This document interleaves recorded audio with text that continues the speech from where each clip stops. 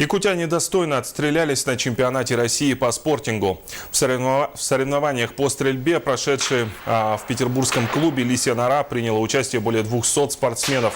Для создания равных условий участников разделили на группы по возрасту и спортивной квалификации. Так, стрелок из Якутии Игорь Егоров, поразив 171 мишень, занял третье место в группе А. Его сокомандник Иннокентий Барашков в группе С, разбив 147 тарелок, занял первое место.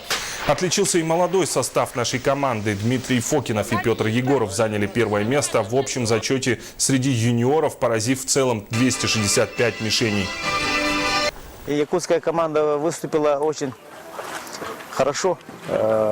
Среди профессионалов в группе А третье место занял Игорь Егоров с результатом 171. Это очень хорошо.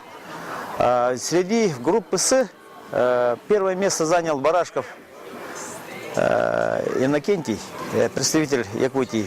А также команда Якутии заняла второе почетное место. И не раз будем выходить на пьедестал почета. Это очень отрадно.